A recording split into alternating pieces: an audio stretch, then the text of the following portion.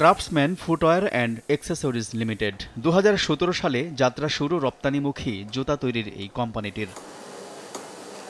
এবার দেশের পুঁজিবাজারে এসএমই খাতে তালিকাভুক্তি হতে যাচ্ছে কোম্পানিটি। সেজন্য কোয়ালিফাইড ইনভেস্টর অফার বা কিউআইও বাবদ ৫ কোটি টাকা উত্তোলনের অনুমোদন পেয়েছে।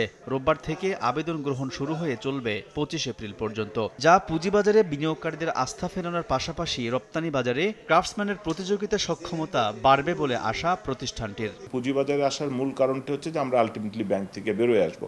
পুঁজিবাজারে আমি মনে করি যে ভালো কোম্পানির আসা উচিত, বিনিয়োগকারীরা যাতে আস্থা পায়। আমাদের দেশের পুঁজিবাজারটা এখনো সেই ভিত্তিটা কিন্তু আমরা গ্রো করতে পারি নাই। পুঁজিবাজার থেকে সংগ্রহ করা বিনিয়োগ ব্যাংক ঋণ পরিশোধ ও কার্যকর মূলধন ব্যবস্থাপনায় ব্যবহারের পাশাপাশি ব্যয় করা হবে পণ্যের মান উন্নয়নে। আমি মনে করি আরও জুতা বা চামড়াজাত পণ্যদের পুঁজিবাজারে আসা দরকার, কারণ এই সেক্টরটাই বাংলাদেশের next thrust sector RMG readymade গার্মেন্টসের পরে।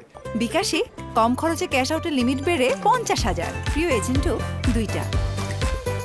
তবে অপেক্ষাকৃত ছোট এমন কোম্পানি বাজারে আসলে সুযোগ খুঁজে অসাধুরা। তা মোকাবেলা করার কার্যকর উদ্যোগ নেওয়ার তাগিদ অর্থনীতিবিদদের। অবশ্যই অ্যাপ্রিসিয়েবল, কিন্তু অ্যাপ্রিসিয়েট করতে গিয়ে তাদের যেন আবার ক্ষতি না হয়। তার কারণ যখনই আমরা কোনো কিছুকে অ্যাপ্রিসিয়েট করি তখনই কিন্তু একটা চক্র সক্রিয় হয়ে যায় যে কিভাবে আসলে এটার ক্ষতি করা যায়, এবং সেটাই কিন্তু হচ্ছে মানে বাংলাদেশের শেয়ার বাজারে বা অন্য যারা বড় কোনো ইনিশিয়েটিভ নিয়ে আসছেন তখনই কিন্তু এই চক্রগুলো সক্রিয় হয়। ১০ টাকা মূল্যমানের ৫০ লাখ শেয়ার পুঁজিবাজারে ছেড়ে আগামী সপ্তাহের প্রথম কার্যদিবস থেকে ৫ কোটি টাকা সংগ্রহ করবে ক্রাফটসম্যান। আলতাফ হোসাইন, সময় সংবাদ, ঢাকা।